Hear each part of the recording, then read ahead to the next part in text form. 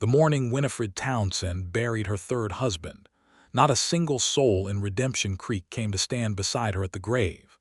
She stood alone beneath a pewter sky, the September wind of 1882 cutting through her black mourning dress like a blade, her gloved hands folded at her waist and her spine straight as a fence post. The preacher, Reverend Hollies, had come, but even he kept a measured distance, as though grief itself were contagious when it belonged to her.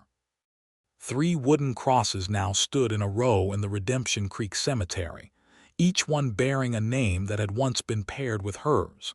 Thomas Aldridge, dead of a snake bite 6 weeks into their marriage. Cornelius Webb, thrown from his horse and killed on their wedding night. And now, most recently, Harold Townsend, who had survived a full year and 4 months before a collapsed mine shaft had swallowed him whole. 3 husbands, 3 deaths. The town had made up its mind by the second funeral. By the third, the verdict had hardened into something that felt like stone, like scripture, like law. Winifred Townsend was cursed. She heard it in the way conversation stopped when she entered the general store. She saw it in the way women crossed to the other side of the street, pulling their children close, as though misfortune might leap from her shadow and attach itself to the ones they loved. She felt it in the way the butcher, old Silas Drummond, once a friend of Harold's, slid her wrapped parcel of meat across the counter without letting his fingers come anywhere near hers. She was 26 years old, recently widowed for the 3rd time, and utterly alone in a town of 400 people. She rode home to the Townsend property in silence, the buckboard creaking beneath her, the gray mare, Biscuit, plodding the familiar dirt road without needing direction. The ranch Harold had worked was modest, 40 acres on the eastern edge of the valley, with a small herd of cattle, a vegetable garden that she had planted herself, and a clapboard house that sat beneath 2 ancient cottonwood trees. It was hers now, legally and completely, and she would not surrender it regardless of what Redemption Creek thought of her name. That evening she sat at the kitchen table and ate her supper alone, reading by the light of an oil lamp, and she told herself, as she had told herself after Thomas and after Cornelius, that she would survive this. She always survived. What she did not know, on that quiet September night, was that a man named Calvin Archer was currently riding through a canyon some 12 miles south of Redemption Creek, trailing a herd of longhorns toward a property he had just purchased sight unseen. Having decided that the Cimarron Valley was exactly the kind of place a man could build something that lasted. Calvin Archer was 31 years old, broad through the shoulder and lean through the hip, with sun-darkened skin and a jaw that looked as though it had been carved from the same sandstone that lined the canyon walls around him. He had grown up on a cattle operation in central Texas, learned the trade from his father, buried that father at 23, and spent the next 8 years building his own reputation as a man who knew cattle, knew land, and kept his word. He had a quiet kind of confidence that had nothing to do with arrogance, the sort that comes from having survived droughts and bad markets and dishonest men, and having come through each of those things with his character intact. He had heard nothing of Winifred Townsend. He had heard very little of Redemption Creek at all, only that the valley grass was rich, the water reliable from the creek that gave the town its name, and that a parcel of land on the western edge had recently become available at a reasonable price. He had sent a banker's draft, received a deed in return, and pointed himself north with 60 head of cattle and a single hired hand named Paco Delgado, who was 22 and Mexican-born, and the best horse handler Calvin had ever seen. They arrived at the Archer property, as Calvin had already begun calling it in his mind, on a Tuesday afternoon in late September. The main house needed work, a fact that the land agent's letter had mentioned with considerable understatement. The barn, however, was sound, and the fencing was better than expected, and when Calvin stood on the porch and looked out across the valley toward the line of mountains in the west, he felt the particular satisfaction of a man who has found the place he is meant to be. "It needs a great deal," Paco observed, standing beside him with his arms crossed and an expression of careful neutrality. Most things worth having do, Calvin replied, and went inside to make a list. He rode into Redemption Creek for supplies 3 days after his arrival, and it was at the general store, a place called Hathaway's Mercantile, run by a barrel-chested man named Garrett Hathaway and his perpetually anxious wife, Dolores, that Calvin first heard the name Winifred Townsend. He was purchasing flour and salt and lamp oil and a quantity of nails, and Dolores Hathaway, who appeared to regard silence as a personal affront, was telling him about the town in the particular way of people who are actually telling you about the town's gossip. "We're a good community," she said, wrapping his flour in brown paper. "Good people, mostly. You'll find your neighbors hospitable, I think, once they know you, though of course you'll want to be careful about which neighbors." Calvin, who was scanning the shelf behind her for coffee, glanced over his shoulder. "Beg your pardon." "Well," Dolores said, dropping her voice in the manner of someone who wants very much to be heard, "there's the Townsend widow, over on the eastern edge. You'll want to keep a respectful distance from that one." Garrett Hathaway, to his credit, cleared his throat in a manner that suggested he had been through this particular conversation before and found it wearing. "Dolores, I'm only warning the man," she said briskly. "3 husbands, Mr. Archer. 3, all dead within 2 years. The last one just buried this week. Now, I don't say she did anything to them, I wouldn't say that, but there's a pattern that a reasonable person takes note of, and a man new to the territory ought to know what he's walking into." Calvin paid for his supplies and said nothing of substance in reply, because he had learned early in life that engaging with gossip only fed it. But the name stayed with him, as names sometimes do, tucking itself into a corner of his mind where he could examine it later. He did not meet Winifred Townsend for another 2 weeks.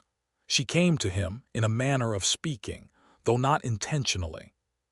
She came because one of her cattle, a red-end white-faced cow she called Millicent, had gotten through a gap in the fence line where Townsend property bordered Archer property, and Millicent had been discovered standing in Calvin's south pasture with every appearance of having no intention of leaving. Winifred came herself because she had no hired hand, had let the last one go when Harold died because she could not afford to keep him, and because she was not in the habit of sending others to do what she was capable of doing herself. She arrived on horseback, Biscuit moving at a steady trot, and found Calvin Archer crouching beside his fence line examining the gap with the focused attention of a man who takes property maintenance seriously. He heard her coming and stood, pushing his hat back on his head and shading his eyes with one hand. She pulled Biscuit to a stop at a comfortable distance, because she was accustomed to people wanting comfortable distances from her, and said, "I believe you may have found one of my cattle. Red and white, probably looking deeply unconcerned about the trouble she has caused." He turned and looked at Millicent, who was indeed standing some 20 yards into his pasture with her tail swishing and her expression bovine and serene. Then he looked back at the woman on the horse. She was striking in a way that had nothing to do with conventional prettiness, though she was that as well. It was more the quality of her bearing, the way she sat the horse with an ease that spoke of long practice, the way her dark eyes met his without flinching, the set of her jaw that told him she had been bracing for something unpleasant and had decided in advance not to let it touch her. "Calvin Archer," he said, and extended his hand, which meant she had to dismount to shake it, which she did. "Winifred Townsend," she said, and shook his hand with a firm grip. He watched her face carefully as she said her name, waiting for the reflex apology that he had seen in people who expected their own name to cause alarm. There was none. She said it the way a person says a name that belongs to them and no one else. "Mrs. Townsend," he said. "Millicent," she blinked. "I beg your pardon. Your cow, Paco, has been calling her something considerably less polite." The corner of her mouth moved, almost against her will. "Yes, that's Millicent. She's done this before. I apologize for the trouble and for the fence. I'll have it mended today." "I'll help," he said. She looked at him the way people look at someone who has said something in a foreign language, the fractional pause of translation. "That isn't necessary." "I know it isn't," he said pleasantly. "I need to mend my side of the fence regardless, so we may as well work in the same direction. Paco can bring the supplies." She appeared to decide that arguing would cost more time than accepting, and so she accepted, and they spent the better part of an afternoon working along the fence line together. Paco arrived with wire and tools and was introduced with genuine warmth by Calvin, and Winifred found herself unexpectedly engaged in conversation with both of them about cattle and grass conditions, and the particular challenges of running a small operation without enough hands. Calvin did not mention her husband's. He did not look at her with the careful, pitying wariness she had come to expect. He asked her about her cattle and her land and her opinion of the valley's water table, and he listened to her answers with real attention, and he did not seem to find any of this remarkable. At the end of the afternoon, as the sun was dropping toward the mountain line and Millicent had been convinced to return to her proper territory, Winifred said, "You're new here." 3 weeks, he confirmed. "Then you've heard about me," she said, and it was not a question. He met her eyes steadily. "I've heard what Dolores Hathaway thinks about you. That's not the same thing." She was quiet for a moment, turning her gloves in her hands. "Most people don't make that distinction." "Most people," he said, "let other people do their thinking for them. I find it's generally a poor arrangement." He picked up his tools. "Your cattle's a good-looking animal, Mrs. Townsend, Millicent included." She rode home in the early evening light, and for the first time in longer than she could clearly remember, the silence of the ride felt something other than lonely. She did not intend to think about Calvin Archer. She had learned, through 3 marriages and 3 griefs, the particular danger of beginning to depend on a person, of letting someone into the architecture of your daily life only to have the structure collapse around you. She told herself that he was a neighbor, nothing more, and that she had enough to occupy her without adding anything complicated to the list. The ranch was her primary concern. Harold had left debts, modest ones but real, and she was working through them methodically, selling cattle when necessary, trading labor when she could, maintaining the vegetable garden with a care that bordered on ferocity because it was the difference between eating adequately and eating poorly. She was capable. She had always been capable. The problem was not capability. It was time, and the sheer arithmetic of one person's hours divided against the work of what should have been a 2-person operation. In October, Calvin Archer came to her fence line again, but this time he came with purpose. He stood at the gate and called out her name in a voice that carried across the yard without being rude about it, and she came out of the barn with straw in her hair and a look on her face that suggested she was in the middle of something. "I have a proposition," he said, holding his hat in one hand. "A business one." She crossed her arms. "Say it then." "I'm expanding my herd in the spring. I'll need additional pasture through the winter for the cattle I already have. Your eastern field is sitting mostly empty right now.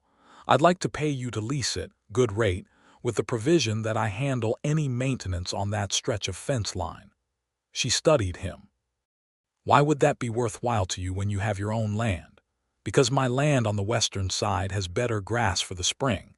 I want to rest it through the winter and let it build up. Your eastern field is a workable solution for the interim, and the arrangement benefits both of us." It made practical sense. She could see that immediately. The lease payment would cover 2 of Harold's remaining debts, and the fence maintenance alone would save her a week's labor. There was no sentiment in it, no charity being disguised as commerce, and she respected that. "All right," she said. He offered his hand again, and they shook on it. She noticed, as she had noticed at their first meeting, that he shook her hand the way he would shake any person's hand, without hesitation, without the slight recoiling she had come to read in the hands of people who feared her reputation was somehow transferable. November arrived in the Cimarron Valley like a serious announcement, cold and direct, and Calvin began appearing at her fence line with greater frequency, always with legitimate purpose. The leased pasture required checking. Millicent had escaped again. He had driven his supply wagon into town and brought her order back to save her the trip, which he mentioned so casually that it took her a moment to understand what a considerable gesture it actually was, given that town meant navigating 40 minutes of cold trail. She invited him in for coffee the afternoon he brought her supplies, because it would have been rude not to, and he sat at her kitchen table with the ease of a man who was comfortable in his surroundings without making them his own, and they talked about Texas, where he was from, and Virginia, where she had been born, and the particular strangeness of finding oneself far from the place one began. "Do you regret coming here?" she asked, and then wondered why she had, because it was a more personal question than she intended. He considered it honestly. "No, I think this is the place I was moving toward for a long time. The shape of it feels right." He turned his coffee cup in his hands. "Do you regret staying?" "I think about leaving," she said, which was honest. "After each one. I think about starting somewhere no one knows my name.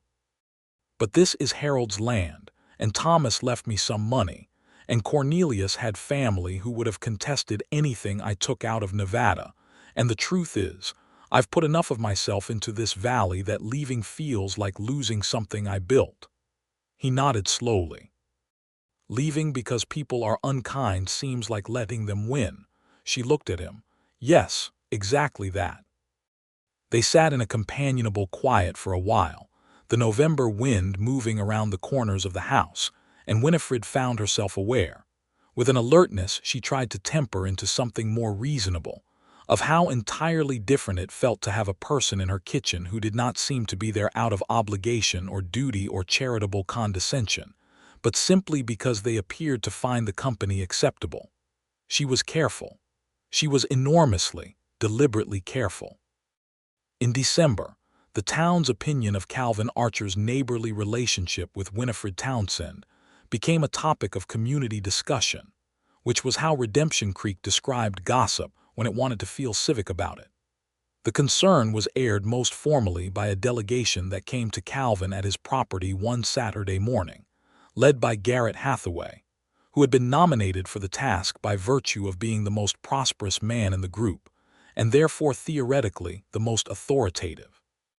Calvin was working on the barn roof when they arrived, 3 men on horseback in the thin winter sunshine, and he climbed down and listened to what they had to say with his arms crossed and his expression neutral. Garrett Hathaway said that the community was concerned, that people had noticed his association with the Townsend widow, that there was a history there which a man ought to take seriously, that no one was saying anything against him personally, but that perhaps a man in his position might want to consider more carefully the wisdom of a close association with a woman who had, after all, been widowed 3 times, and that this was said with the best intentions and the community's genuine concern for his welfare. Calvin looked at the 3 of them for a long, measured moment. "I appreciate you riding out," he said. "I'll say this once and I won't say it again. Winifred Townsend is my neighbor, and she has been consistently decent, hardworking, and honest in our dealings. The deaths of her husbands were accidents and illness, and a mining collapse, none of which has anything to do with her character. I've found that people who spend considerable energy assigning blame to a woman for her misfortunes generally do so because it makes them feel safer, as though tragedy has a rule that says it only visits people who deserve it. It doesn't. And I intend to continue being her neighbor in whatever manner seems appropriate. Good morning to you all." He climbed back onto the barn roof and did not watch them ride away. Paco, who had witnessed this from the barn doorway, said nothing for a moment and then said, "Well, that ought to travel around town by evening." "Probably," Calvin agreed and drove a nail. It did travel around town by evening.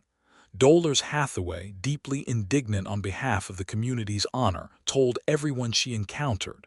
The blacksmith, Ed Prout, told everyone at the saloon. Reverend Hollies heard it from 3 separate sources before Sunday, and spent a portion of that evening genuinely reconsidering his own behavior at Winifred's most recent funeral, which led to a modest personal reckoning that he would act upon later. What Calvin did not know, because Paco had the discretion not to tell him immediately, was that when word reached Winifred's ear, delivered by a well-meaning woman named Cecily Barnes, who was the wife of the town's schoolteacher, and one of the few people who had maintained a cautious friendship with Winifred. She had sat very still for a long moment after Cecily left, and had pressed her hands flat on the kitchen table, and her eyes had been bright in a way that had nothing to do with grief. Christmas came to the Cimarron Valley quietly, as it often did in isolated ranch country, marked more by the particular cold and the smell of pine from the mountains than by any great celebration. Calvin had been invited to Christmas dinner at the Hathaway home, which invitation he declined politely, citing work. He had also received, a week before Christmas, a small parcel left at his fence gate, wrapped in brown paper and tied with a piece of twine, containing a jar of preserved peaches from Winifred's garden and a note in a firm, clear hand that said, "I heard what you said to them. Thank you. Merry Christmas. W. Townsend." He sat with the jar of peaches on his kitchen table for a long time that evening, turning the note in his hands, and Paco, observing this from across the room, appeared to find something interesting to look at on the ceiling. Calvin wrote back. He had paper and a decent pen, and he wrote a reply that was simple and genuine. I said what was true. Your peaches are extraordinary, and I find I am not at all sorry about the conversation with Mr. Hathaway. Merry Christmas. C. Archer. He left it at her fence gate with a bottle of good bourbon he had been saving, because it seemed like the right balance of gesture. January of 1883 was cold enough to be brutal about it, the creek running low and slow under a skin of ice, and Calvin found himself checking on Winifred's property more deliberately, because a woman running a ranch alone in weather that severe was a practical concern, not a sentimental one. He told himself this firmly and repeatedly. She came out to meet him the first time he appeared at her gate in January, wearing her heaviest coat and a wool hat pulled down over her ears, and an expression that suggested she had been expecting him. "I'm managing," she said before he had said anything. "I know you are," he said. "I have surplus firewood. We cut more than we needed for the winter, and it's just taking up space in the barn. It would be a favor to me if you took some." She looked at him with the particular look she had developed, part exasperation, part something she was clearly working to keep out of her face. "You are remarkably creative with your excuses." "I'm a creative man," he agreed. She took the firewood. In February, the cow that Paco had least affectionately nicknamed during Millicent's first escape, a large, contrary animal Calvin called Burden, broke through the fence from his side this time and took up residence in Winifred's kitchen garden, doing considerable damage to what little survived the winter in a covered state. Calvin arrived to retrieve Burden with the expression of a man who has had a long-running disagreement with a specific animal and is not surprised to have lost another round. Winifred was standing in her garden looking at the damage with her arms crossed and a very controlled expression. "I will pay for whatever she destroyed," he said immediately. "She appears to have eaten most of my winter parsnips," Winifred said. "I'll replace them. And she's standing on what I believe were carrots." He took Burden by the halter with a firmness of purpose. "Burden," he said to the cow, "you are a menace and a trial, and I am reconsidering your future in this operation." Burden flicked an ear. Winifred, despite herself, laughed. It came out of her unexpectedly, clear and genuine, and she put her hand over her mouth as though she could recall it, and Calvin looked at her with such an open expression of pleasure at the sound that she felt warmth move through her chest in a way that was both wonderful and alarming. "Come inside," she said, because it was very cold and she needed something to do with the feeling. "I'll make coffee." He came inside. And the thing about February is that it is a month that creates intimacy through cold and necessity and long evenings. And Calvin and Winifred began to occupy each other's company in February, in a way that had clearly exceeded the category of neighbors sometime in January, but which neither of them had formally acknowledged. He would appear at her gate in the mornings with a practical reason, and stay through the afternoon. She began to leave the coffee hot longer than she needed to, and when she noticed this, she did not stop doing it. They talked about everything.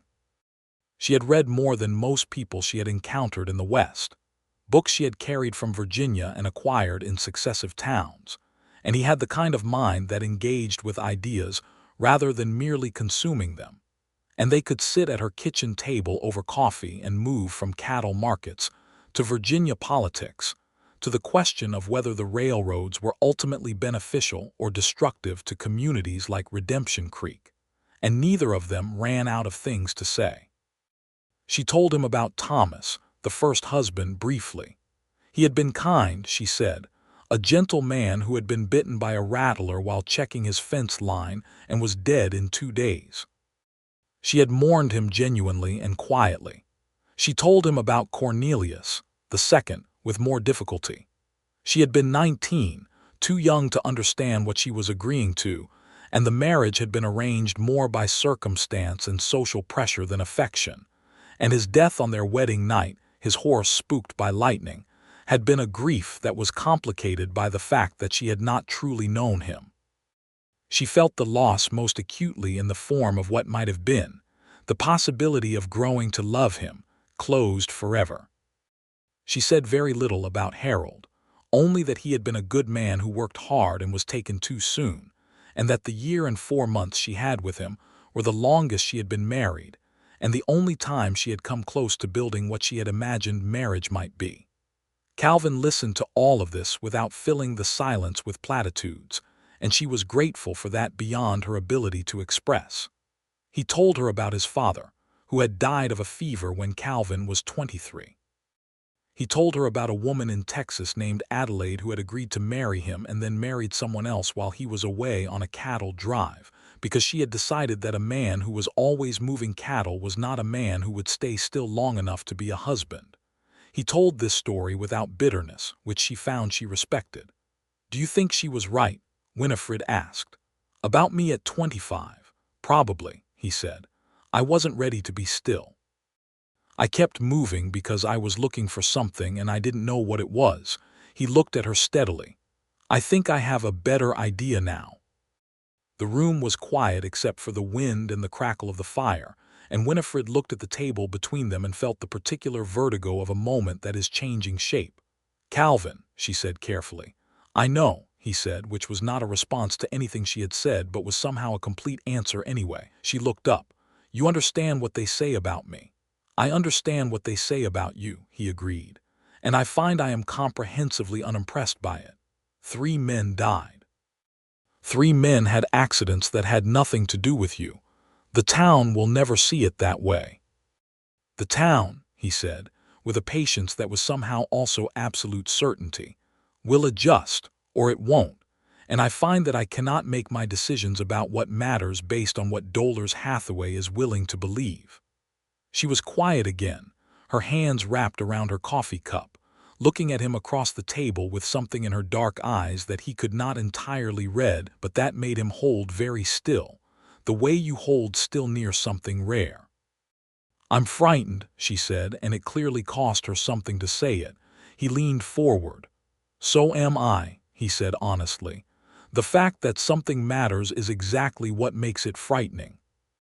But I'd rather be frightened of something real than comfortable about something empty. If that makes sense." "It makes a great deal of sense," she said softly. Spring came to the Cimarron Valley in a rush of green and wildflower, and the sound of the creek running full again, and with it came a shift in the quality of Calvin and Winifred's relationship that was not so much a dramatic declaration as an accumulation of small truths that had been building all winter. He held her hand for the first time in March, walking the fence line together as they had taken to doing on Sunday afternoons, a habit that had arrived so naturally neither of them had marked its arrival. She had stopped to look at something in the grass, a cluster of early wildflowers, purple and small, and when she stood up he offered his hand to steady her on the uneven ground and then simply did not let go, and she simply did not pull away. And they walked the rest of the fence line hand in hand in the mild March sunshine, with the mountains blue and white in the distance and the creek speaking softly below. He kissed her for the first time in April, at her gate as he was leaving one evening. The sky overhead a deep and particular blue that the West does better than anywhere else on earth. He stopped at the gate and turned back and said her name very quietly, and she turned, and he took 2 steps back to where she was standing, and the kiss was gentle and unhurried and had behind it the whole weight of a winter's worth of slow understanding. And when they separated, she kept her eyes closed for a moment, and he stood very still, his hand at her jaw, and the evening was so quiet they could hear the creak. "Winifred," he said. "Don't say anything reasonable," she said. He almost smiled. "I wasn't going to." She opened her eyes. He was looking at her with an expression she had never seen directed at herself before, not in 3 marriages, not in all the years before that, an expression of careful and absolute certainty, as though he had been walking toward this exact moment for a long time. The town, for its part, noticed.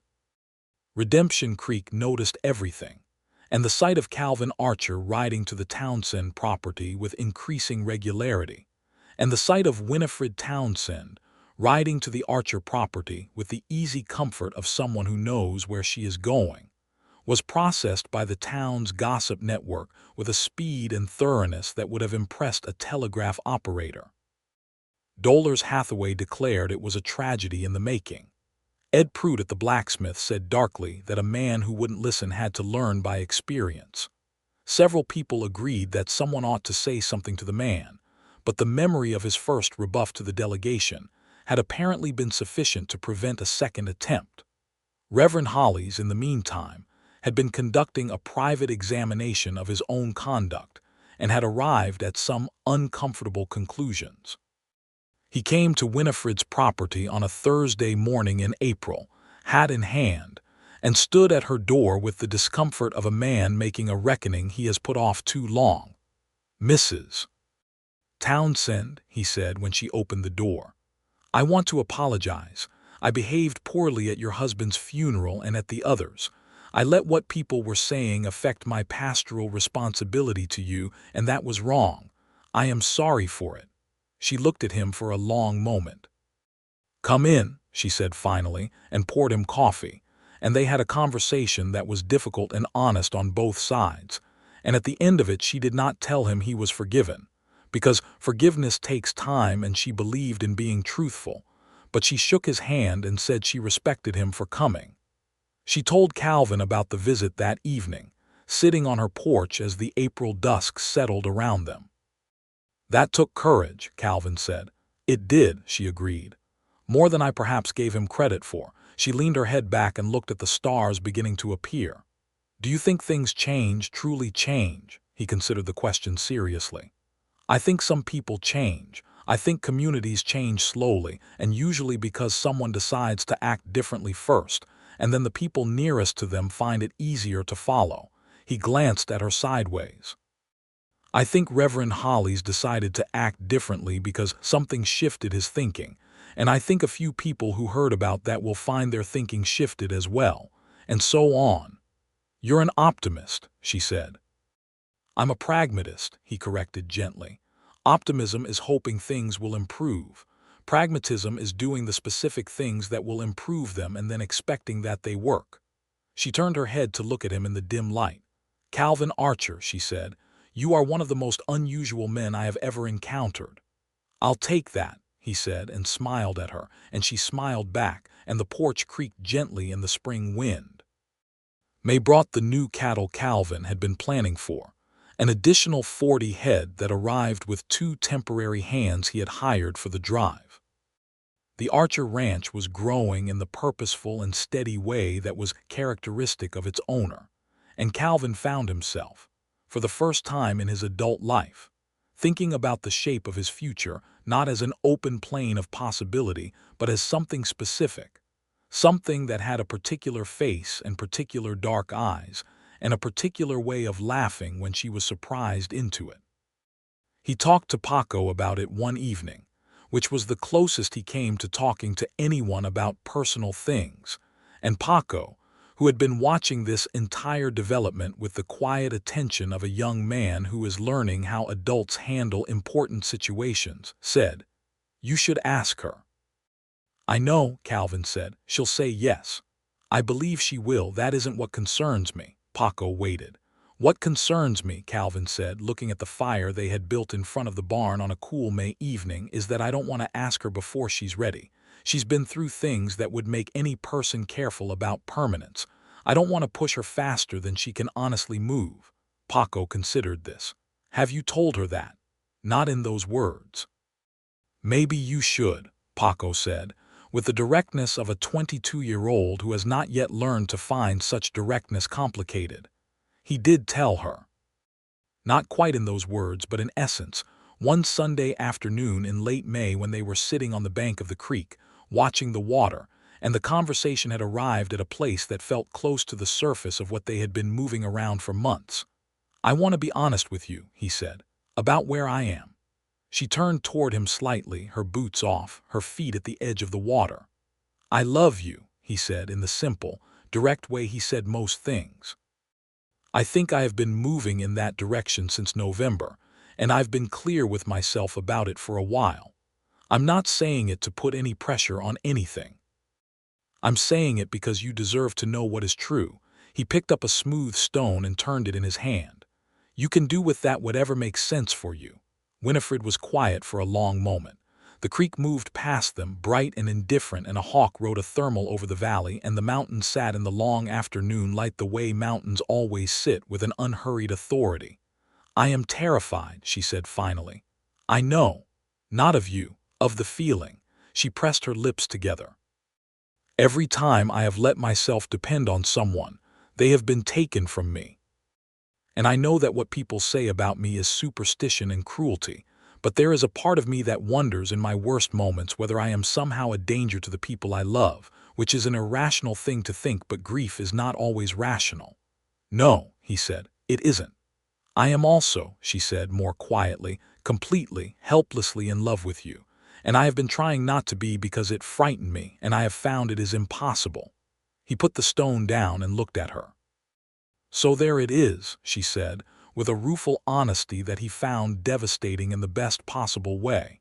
He reached over and took her hand, and she held it tightly. "I'm not going anywhere," he said. "I'm not making that promise carelessly. I understand what it would mean to you to hear it and have it fail. I'm saying it because it's the truest thing I know about myself. I have found what I was looking for, and I intend to stay." She turned his hand over and looked at it, this large, work-calloused, honest hand, and then she looked up at him. "All right," she said, which was the most Winifred Townsend way of saying everything possible.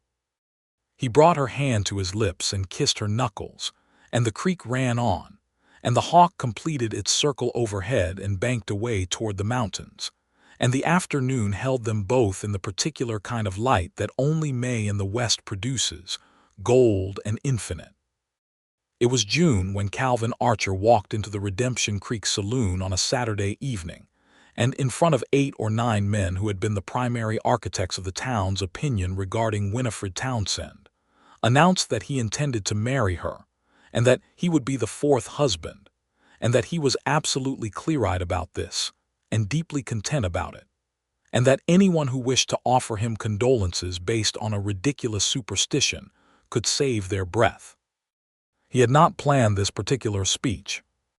He had gone to the saloon for a drink, and the room had fallen silent when he walked in, the way rooms do when they have been talking about you, and he had looked around at the faces and felt a calm, focused clarity about what needed to be said. Ed Prout said, "You'll be number 4, Archer. Does that not concern you?" "Not in the slightest," Calvin said. "3 men died," said a man whose name Calvin didn't know, sitting in the corner. "2 by accident and 1 by a mining collapse," Calvin said. "None by anything related to Winifred Townsend's character or presence.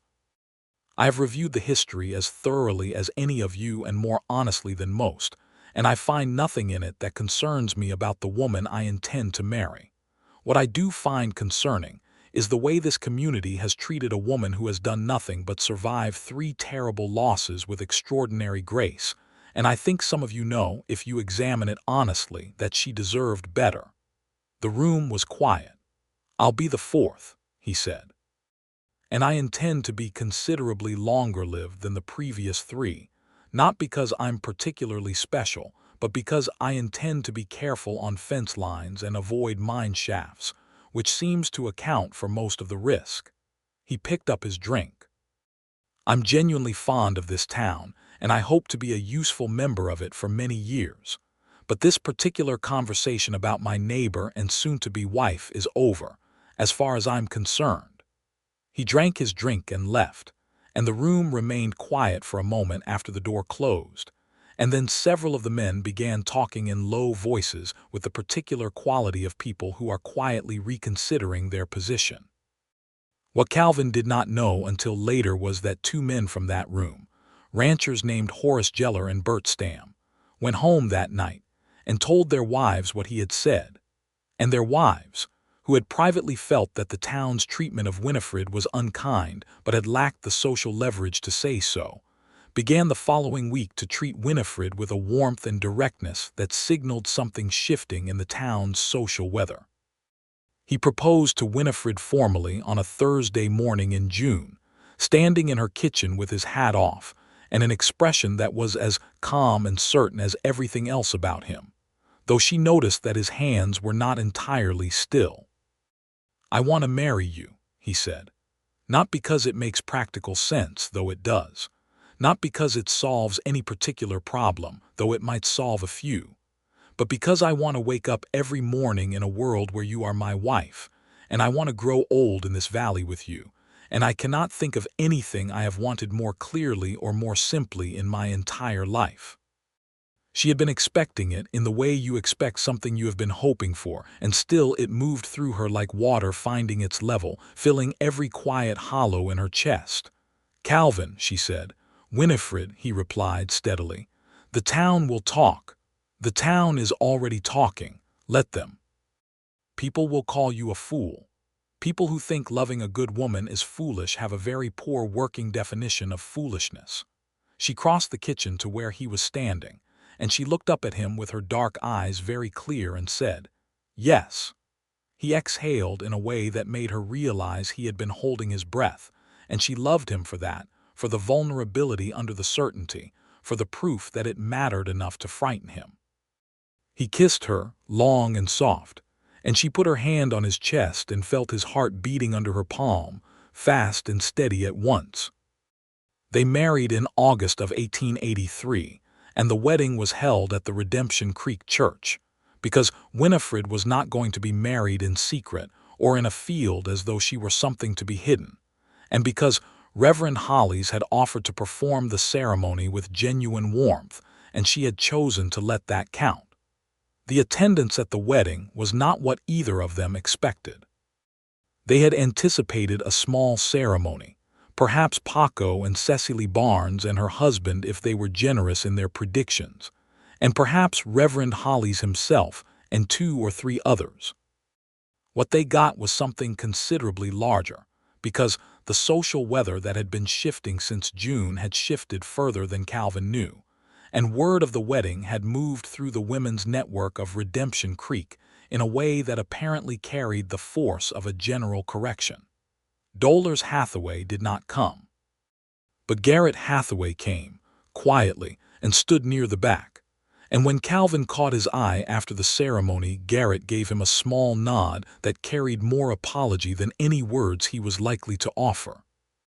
Cecily Barnes came with her husband, the schoolteacher Daniel Barnes, and they sat in the 3rd row and beamed with the enthusiastic warmth of people who are genuinely happy about something. Horace Geller and his wife came. Bert Stam and his wife came. The woman who ran the town's small laundry came and brought a covered dish for the reception afterward. The doctor, a quiet man named Fielding Marsh who had never participated in the gossip, because he was too occupied being a competent physician, came and shook Calvin's hand and said he was glad to have a neighbor like him in the valley. Winifred stood in the church in a dress she had made herself from fabric she had ordered from a catalog, deep blue wool, because she had decided that black was not the color she intended to marry in, whatever the convention, and her hair was pinned up with a spray of the small purple wildflowers that grew along the fence line where she and Calvin had first held hands. And she was 27 years old and more beautiful, Calvin thought, than anything he had words for. She walked toward him down the aisle of that small church without anyone to give her away, because there was no one to do it, and she did not seem diminished by this, but rather entirely herself, moving at her own pace toward something she had chosen freely. He held out his hand when she reached him, and she took it, and the warm August light came through the narrow windows and lay across them both, and Reverend Hollis began to speak in a voice that held, for the first time in Winifred's experience of him, no hedging and no distance.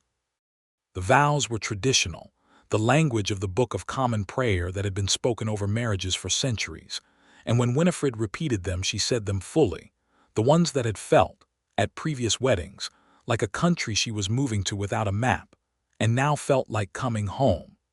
Calvin placed a ring on her finger, a simple gold band he had ordered from a jeweler in Santa Fe, and when he said the words "I thee wed," they came out of him with the quiet force of something absolutely decided. When Reverend Hollis said the words that completed it, that made them, in the eyes of the church and the law and the gathered community of Redemption Creek, husband and wife, Calvin Archer kissed his wife in a manner that was sufficiently genuine that Cecily Barnes pressed her handkerchief to her eyes, and Daniel Barnes cleared his throat in a way that suggested he was moved and did not want to admit it. The reception was held in the church hall and ran through the better part of the afternoon, and it was, by the standards of Redemption Creek, a success, which Winifred measured not in the quantity of food or the volume of music from the fiddle player Daniel Barnes had arranged, but in the quality of the conversation she had, the way people spoke to her directly and warmly. The way several women who had crossed to the other side of the street in her presence found their way to where she stood and offered congratulations that had behind them the slightly overwrought warmth of people trying to make up for having been unkind. She received these graciously. Calvin, beside her for much of the afternoon, would occasionally catch her eye, and she would see in his the clear and affectionate amusement of a man who understands exactly what he is watching. They rode home to the Archer property as the sun lowered, because they had agreed before the wedding that the combined operation would make more sense from his side of the property, being larger and better positioned for expansion, and Winifred's property would continue to be used for pasture, which was already its primary function under the lease arrangement. The house was still needing work, but Calvin had spent the better part of June and July making the main rooms comfortable, and Winifred had contributed certain specific improvements in the kitchen that represented strong personal opinions about how a kitchen should function, and the result was a house that felt, as Winifred walked into it for the first time as its mistress, like a place that was both already inhabited and ready to receive her. Paco had left a bottle of wine from somewhere he did not explain on the kitchen table with a handwritten note that said simply, "Congratulations. I will sleep in the barn tonight." P. Calvin read this, laughed, and put the note in his pocket. Winifred looked at the kitchen, her kitchen, and then at the man who was her husband, standing in the evening light with his jacket off already and his sleeves rolled to the elbow and the quiet happiness on his face that was, she had learned over the months of knowing him, his truest expression. "Well," she said. "Well," he agreed. "Fourth time," she said with a careful lightness. He crossed the kitchen and took her face in his hands and kissed her forehead, then her cheek, then her lips slowly. "Last time," he said against her mouth, "for both of us."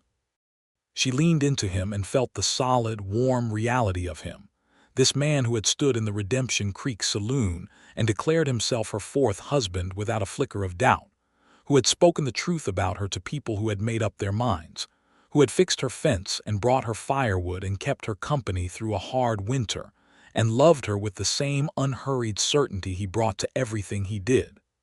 "Last time," she agreed. They settled into the life of the Archer Ranch, with a thoroughness that surprised neither of them. Winifred had opinions about the operation, good ones rooted in her own years of managing the Townsend property. And Calvin listened to them and incorporated them without either dismissing them or deferring to them automatically, which was exactly the right approach, and one that led to several adjustments in how the cattle were rotated through pastures that improved the overall condition of the herd considerably. Paco remained and flourished, taking on increasing responsibility as the operation grew, and he had by the fall of their first year of marriage developed enough authority and confidence that Calvin trusted him to handle the southern pastures independently, which freed Calvin for the expansion work on the northern edge of the property. The town continued its adjustment. It was not linear and it was not complete, because no community's opinion is ever either of those things, but the trend was unmistakable. People who had been coolest toward Winifred found themselves observing her as she moved through Redemption Creek, a confident woman with a warmth she no longer had reason to withhold, and they found that the story they had told about her was increasingly difficult to reconcile with the person they were observing. Dolores Hathaway was the most resistant holdout and remained so through the fall and into winter, but even she, by December, seemed to have run out of the particular energy required to maintain active hostility toward a woman who clearly bore her no ill will and whose husband was demonstrably prospering. There was a night in October, 3 months into their marriage, when Winifred woke in the small hours and lay in the dark with her eyes open, the old grief moving through her in the quiet way it sometimes still did, and Calvin, who slept lightly the way men who have spent years on cattle drives learn to sleep, felt her stillness and turned toward her. "Tell me," he said in the dark. She was quiet for a moment. "I dream about them sometimes. Thomas, Cornelius, Harold, not frequently but sometimes. And I always wake with the same thought, which is that I do not deserve to be happy." He was quiet for a moment too. Then he said, "That's a lie that grief tells you. It's very convincing, but it's a lie." "I know it logically," she said. "Knowing it logically is the first step," he said. "Feeling it takes longer." He put his arm around her and she moved into the warmth of him. "You survived 3 terrible losses and you didn't become bitter and you didn't become small and you didn't leave when they made it clear they wanted you to. That's not a person who doesn't deserve happiness. That's a person who has been earning it for years." She pressed her face against his shoulder. "I'm here," he said. "I'm going to be here tomorrow morning and the morning after that. You can hold on to that." "I am holding on to it," she said, muffled. "Good," he said, and his arm tightened around her. And outside the wind moved through the cottonwoods and the creek ran below in the dark, and she closed her eyes and felt, beneath the old grief, the new and growing certainty of this, which was real and warm and hers.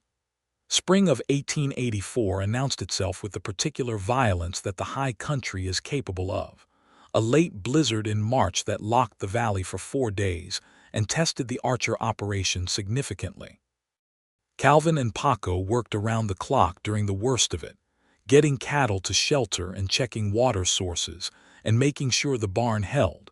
And Winifred worked beside them without being asked, appearing in the barn on the first morning of the storm in her heavy coat with a lantern and a look that invited no comment about whether she should be out there. They lost 2 cattle to the storm, which was considerably fewer than neighboring operations managed, largely because of the fence improvements Calvin had made the previous fall and the pasture rotation system that Winifred had helped redesign. When Horace Geller rode over after the storm cleared to compare losses and share information in the practical neighborly way of ranch people, he said that the Archer operation had clearly been run with good sense, and he said it looking at both Calvin and Winifred, which was a small thing but not nothing. By April, the valley was recovering its green, and by May it was more beautiful than anything the winter had suggested was coming. Winifred planted an expanded kitchen garden on the south side of the Archer house, partly because she liked gardens and partly because there would now be more mouths to feed, because she had told Calvin in early May that she was expecting a child. She had told him on a Tuesday morning, simply and directly in the kitchen, because she was not in the habit of building to announcements dramatically. She said, "I believe we are going to have a child. I'm fairly certain. Dr. Marsh confirmed it yesterday." Calvin put down his coffee cup very carefully, the way you put something down when your hands are not entirely reliable, and looked at her. "You went to Dr. Marsh yesterday," he said, which was not the first thing he had intended to say. "I wanted to be sure before I told you," she said, watching him with the particular attention she brought to moments that mattered. He stood up and crossed the kitchen in 2 strides and took her face in his hands and kissed her, hard and immediate, and she felt him shaking slightly, or perhaps that was herself, and when he pulled back his eyes were bright. "A child," he said, as though he was testing the word. "Sometime in November, Dr. Marsh thinks." He put his forehead against hers and just breathed for a moment, and she felt in him the same avalanche of feeling that was moving through her, joy and terror and the sharp and particular love that comes from having something to protect. "Winifred," he said. "I know," she said. He pulled back enough to look at her. "You're all right, you feel well."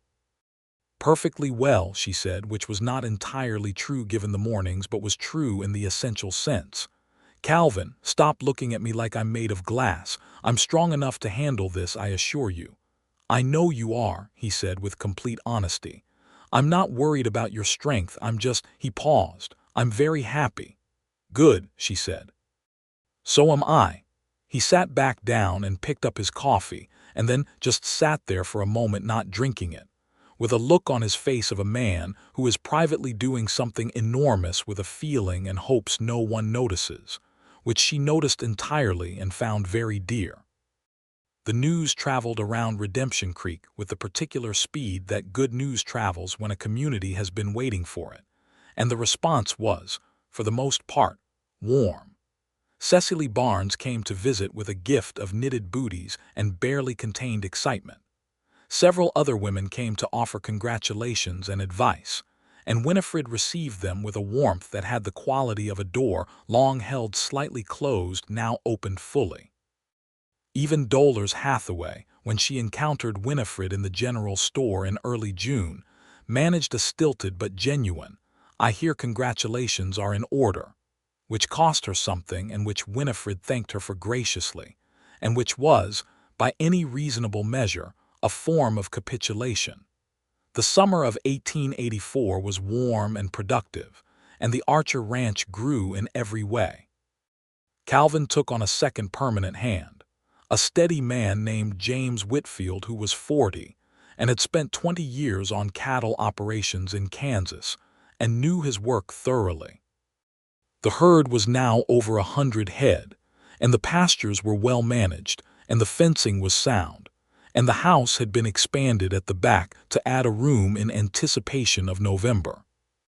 Winifred felt well through most of the pregnancy, tired in the mornings and increasingly unwieldy by September, but otherwise in good health, and she refused to be treated as an invalid, which was a battle she had with Calvin on exactly one occasion before he understood that his anxiety was better directed at making sure she had everything she needed rather than trying to limit what she did. Dr. Fielding Marsh came to the house in the first week of November when Winifred's time arrived, and Calvin spent the hours of her labor in the kitchen in a state of controlled tension that Paco and James Whitfield, both present in the house for moral support, managed by keeping him supplied with coffee and by not talking too much, which was exactly right. The child arrived in the early hours of a November morning, the 4th day of the month, and it was a boy, hearty and loud in his announcement of himself, and when Dr.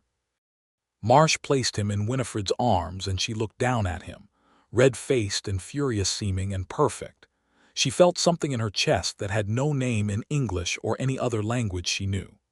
Calvin was brought in from the kitchen, and he stood at the side of the bed and looked at his son with an expression that Winifred would remember for the rest of her life, which was the expression of a man encountering something he did not have the architecture for and finding it entirely welcome.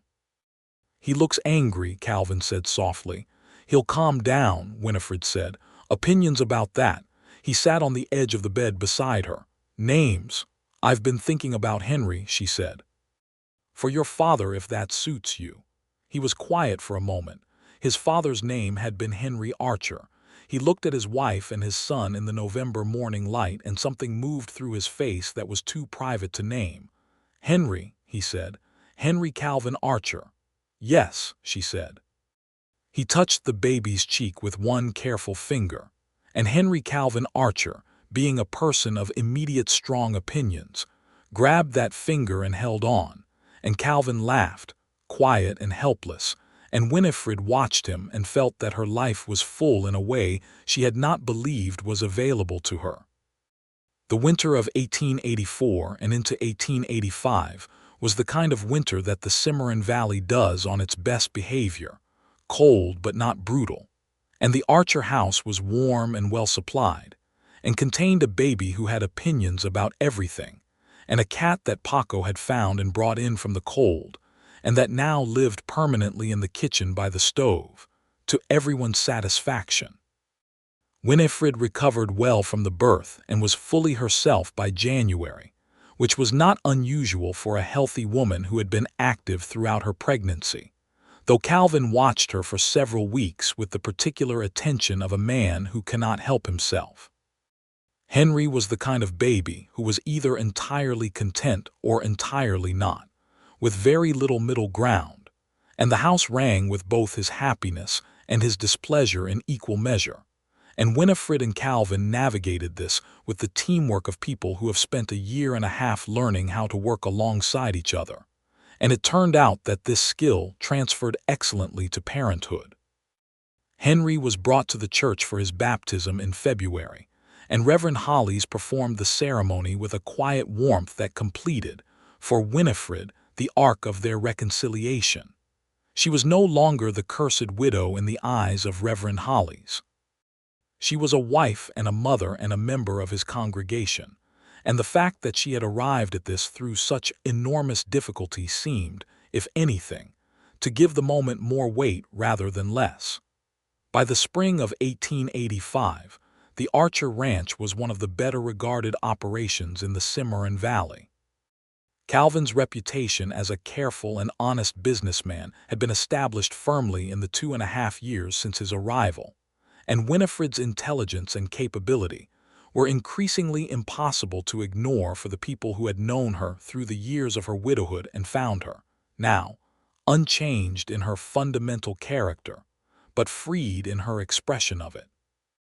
Ed Prout stopped Calvin on the street in April and said, in the direct way of a man who does not traffic in elaborate apology, "I was wrong about your wife.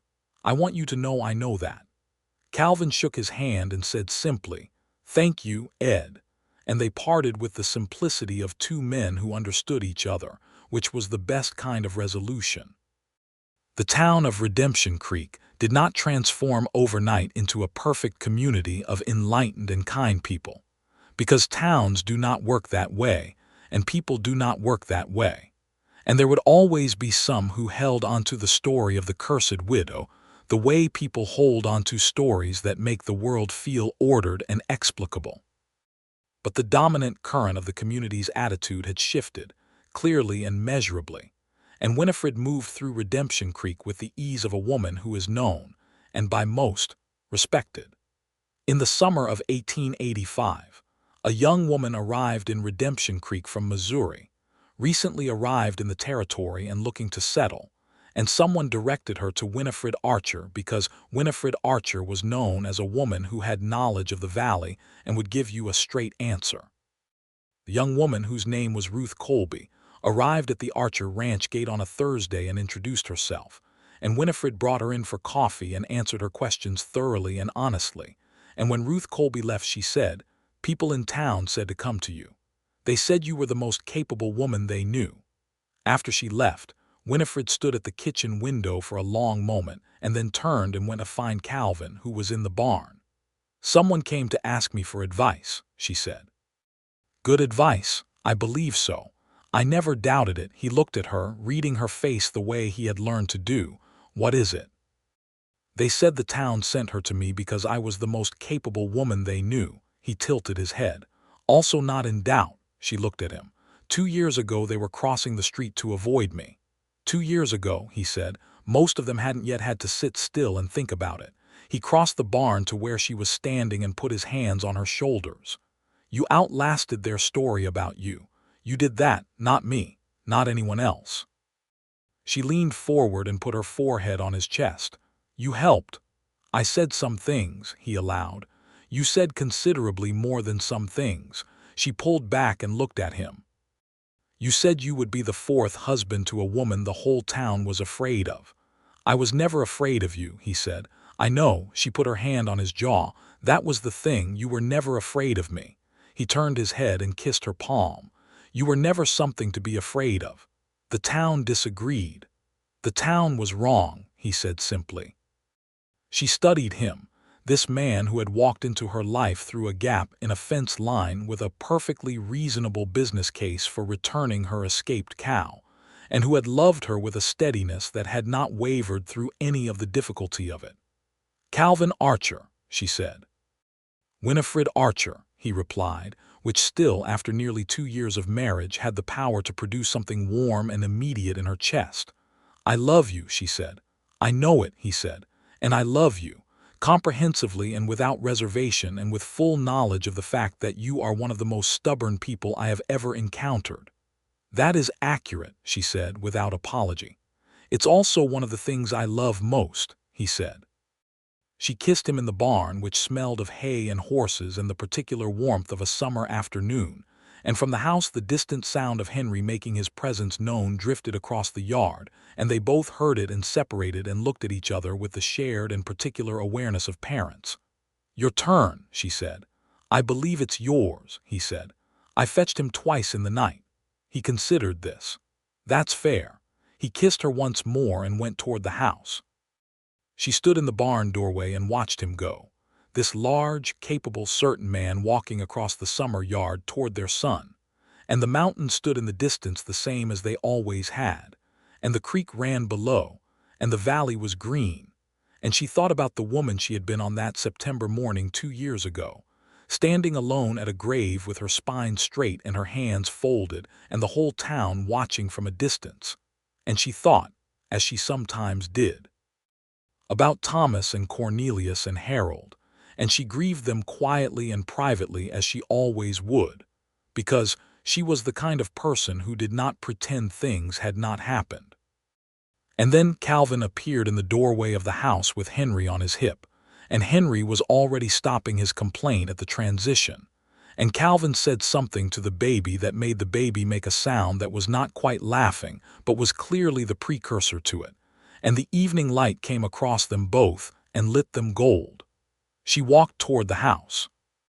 By the time Henry Archer was 2 years old, he had developed a fierce fascination with the cattle, which he expressed primarily by attempting to follow them wherever they went and being outpaced, and a vocabulary that included several words of Spanish courtesy of Paco, who had become something like an uncle in the boy's understanding of the household. Henry was dark-haired like his mother and had Calvin's gray eyes, and an absolute self-possession that both his parents recognized, but neither could identify the specific origin of.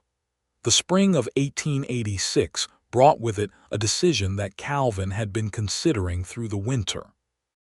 The operation had grown to the point where expansion in a particular direction, the purchase of an additional parcel to the north that had come available, made strong financial sense. He and Winifred sat at the kitchen table one March evening with the land documents and the bank figures, and talked it through the way they talked through every major decision, thoroughly and honestly, and from all angles. Winifred had reservations about the debt load. Calvin had projections for the herd growth that addressed those reservations. She had questions about those projections, specific and pointed, and he answered them, and they revised 2 of his assumptions based on her analysis, which produced a more conservative estimate that was also more defensible. At the end of the evening she said, "All right, it makes sense." "You're sure?" I said, "All right, I'm sure." He smiled. "You're the only person I've ever met who treats financial planning like a personal challenge to your intelligence. It should be treated seriously," she said. "I agree entirely. I'm not criticizing, I'm expressing appreciation. She looked at him over the papers. Were you ever in your adult life uncertain about something? Constantly, he said. You never seem it. I've spent a long time learning to act from what I know rather than from what I'm afraid of, he said. That can look like certainty from the outside. On the inside, it sometimes feels like walking across a very thin bridge very quickly and not looking down. She put her hand over his on the table. I would never have known. That's the idea, he said. Though I was thoroughly uncertain the day I proposed to you, if that helps. Your hands were shaking, she said. He looked up. You noticed. I noticed everything about that day, she said. Every single thing. In the summer of 1886, Winifred told Calvin she was expecting a second child. And this time she told him at the dinner table with Henry present, because Henry was 2.5 and would not understand the information, but it seemed right to begin as they meant to continue, with the family complete together.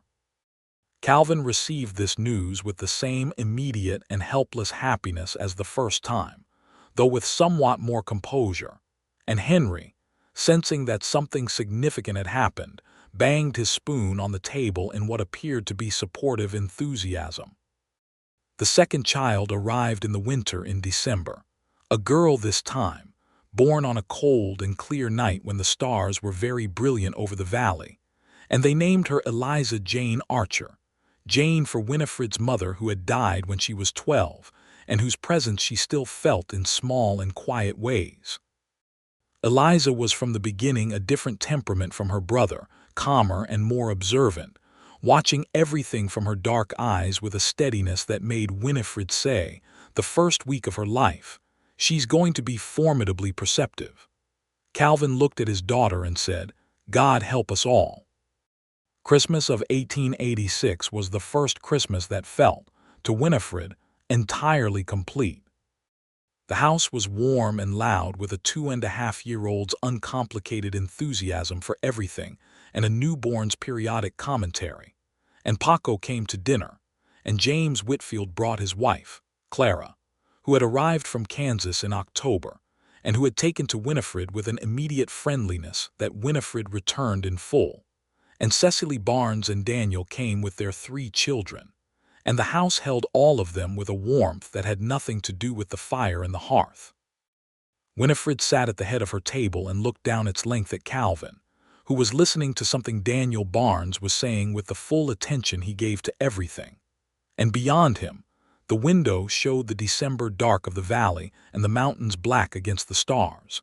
And Henry was falling asleep on the floor with his head on the dog, because they had acquired a dog in September, a red heeler named Captain who attached himself to Henry with the loyalty of a creature who has found his life's purpose.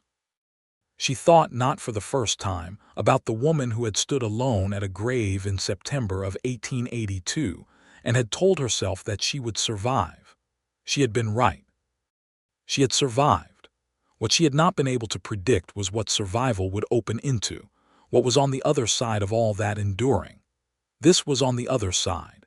Calvin caught her eye from across the table and held it for a moment, and in that moment passed the entire vocabulary of a marriage, the shared history and the accumulated understanding and the specific private joy of 2 people who know each other well and find that knowledge increasing rather than diminishing what they feel.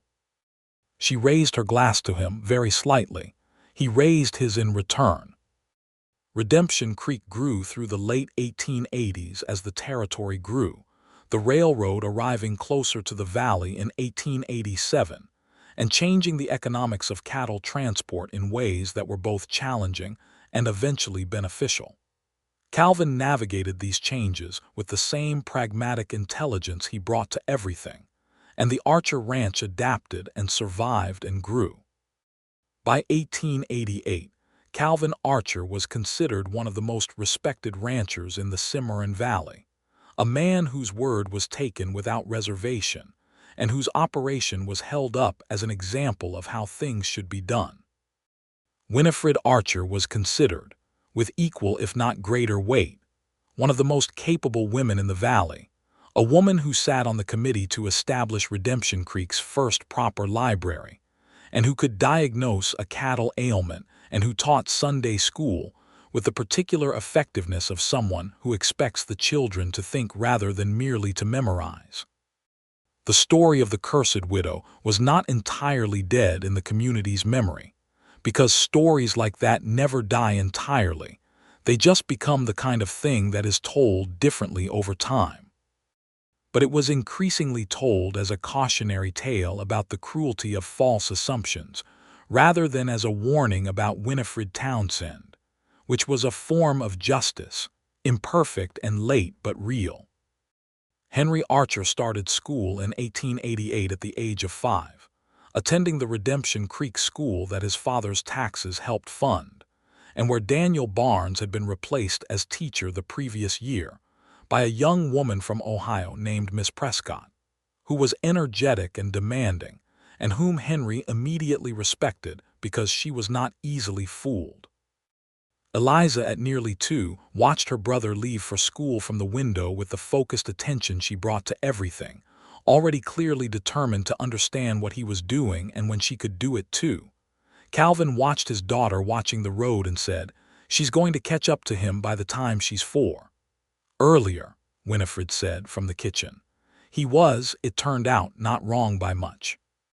There was an afternoon in the autumn of 1888, golden and still, when Calvin came in from the north pasture and found Winifred in the kitchen garden, Eliza on her hip and a basket of late tomatoes at her feet, and the light on the mountains was the particular amber of October in the high country, and Captain the dog was lying in the sun nearby. And somewhere further out Henry's voice could be heard in the yard, engaged in some private and elaborate game involving a stick and a great deal of narrative. Calvin stood at the gate of the kitchen garden and looked at this scene, the particular domestic and golden completeness of it, and felt the same thing he had felt standing on his porch in his first week in this valley looking at the mountains, which was the sense of having arrived at the exact place he was supposed to be.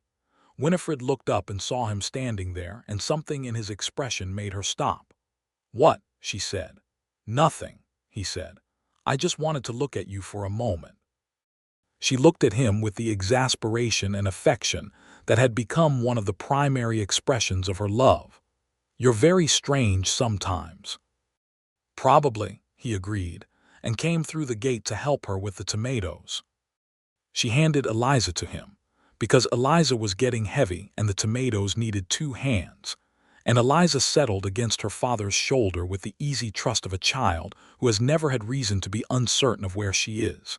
And Calvin held his daughter and watched his wife work in the kitchen garden in the October light, and the valley spread around them, and the mountains held steady at the edge of the world, and the creek ran below, and the life they had built together was complete and full and real. Winifred looked up at him over her shoulder. "You're still looking." "I'm still looking," he confirmed. She shook her head, but the smile that came across her face was the one she could never entirely contain, the one that started at her eyes and arrived at her mouth, and had the quality of something she had once tried to keep from happening and had long since given up trying. "Calvin Archer," she said. "Winifred Archer," he replied. "Come here and be useful," she said. He came, daughter on his hip, into the kitchen garden in the October afternoon, and they worked together in the light, and the tomatoes were collected, and the garden was put to bed for the winter, and Henry came around the corner of the house with Captain at his heels, and immediately wanted to know what they were doing and could he help. And Eliza leaned down from Calvin's hip reaching for a tomato with fierce intent, and the yard was full of all the good and ordinary noise of a family that is fully itself. That night when both children were asleep, Henry in his room with Captain on the floor and Eliza in her small bed, with the peaceful abandon of a child who has worn herself out being curious about everything, Winifred and Calvin sat together on the porch in the cool October dark, close together with his arm around her, and the stars overhead in the particular abundance that the country sky produces. The creek ran below, as it always ran, steady and indifferent and completely reliable. "I've been thinking," Winifred said, in the tone she used when she had been thinking about something for a while. "Tell me, About what the town will tell Henry and Eliza about where they came from. About the story they'll hear eventually, about what they'll make of it. He was quiet, listening. I used to think it was a story I needed to escape, she said. The cursed widow, the woman 3 husbands died on. I thought if I could just get far enough from it, or if enough time passed, it would stop being part of who I was. And now, he said, she looked up at the stars. Now I think it's part of the story that ends here on this porch with you. And that's not a bad ending for a story that seemed for a long time to have no good ending in sight. He tightened his arm around her. It's not an ending, he said. It's the middle. She considered this. The middle of what? The middle of the whole thing. Henry and Eliza haven't had their stories yet, and we have at least 30 more years to add to ours if we take care of ourselves and avoid rattlesnakes and mine shafts. She laughed, quiet and real. You've been avoiding those quite successfully. I intend to continue, he said. I have too much to stay for. She pressed closer against him and felt the warmth of him in the October chill. This man who had ridden into her valley with 60 head of cattle and an undaunted certainty, who had shaken her hand like a person and fixed her fence and kept her company through a hard winter and said, in a saloon full of skeptical men, that he would be the 4th husband and was entirely content about it. The 4th husband who had not died, who was sitting on the porch with his arm around her, warm and solid and completely present. I love you, she said, in case I haven't said it recently enough. You said it this morning, he said. I'm saying it again. I love you too, Winifred. In every season and in every version of things, he kissed her temple, including the stubborn parts.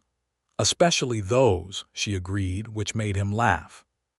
They sat on the porch until the cold drove them in, and then they went inside to the warmth of their house and checked on their children and closed the door on the October dark. And the ranch lay quiet around them in the starlight, and the creek ran below, and the mountain stood at the edge of the world, and everything was settled and full and entirely, completely, irreversibly good.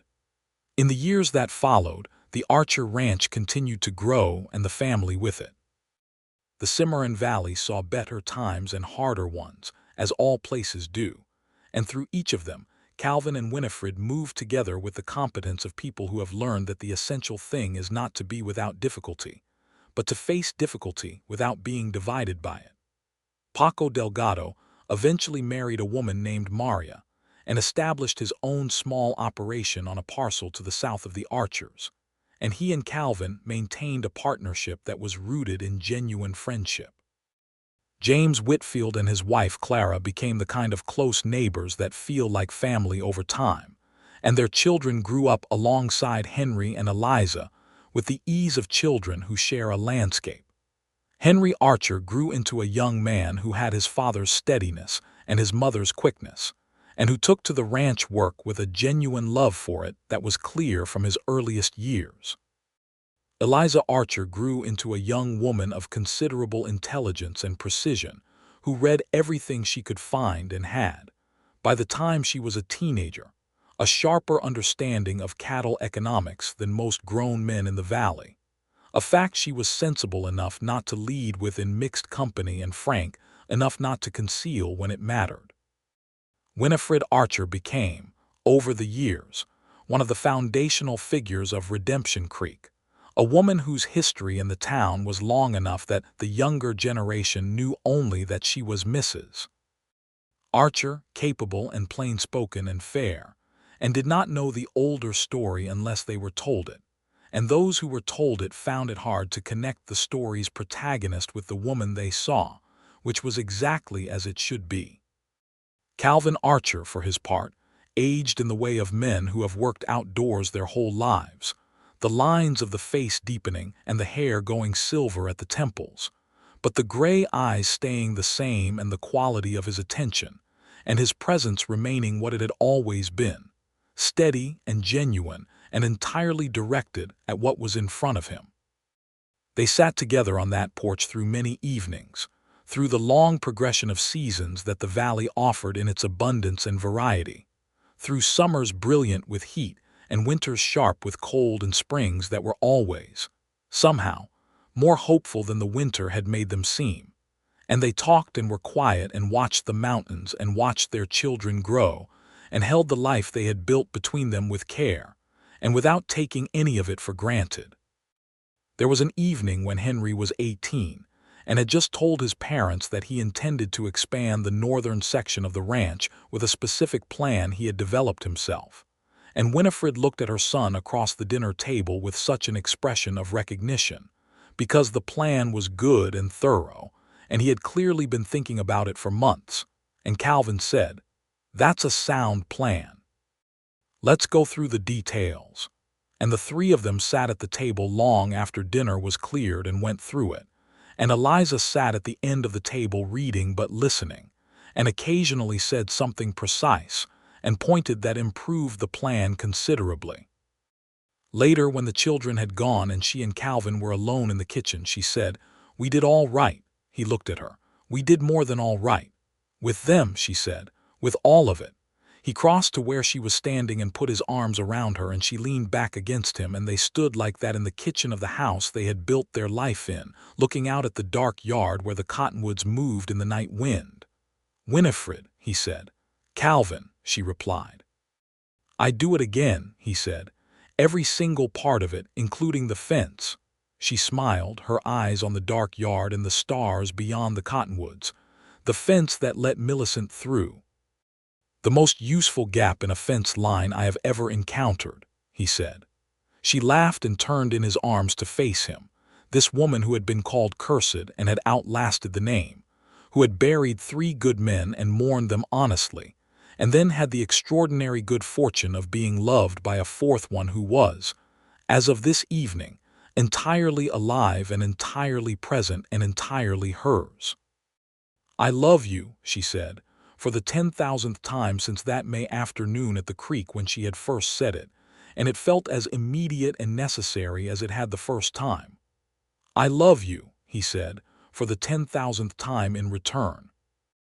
Outside, the valley held them in its dark and spacious quiet, and the creek ran its reliable course below, and the mountains held their ancient positions against the stars, and the Archer ranch lay settled and whole around the house where a man and a woman had found, through a gap in a fence and a cold winter, and the stubborn refusal to let a story be all that a life amounted to, everything they had ever needed.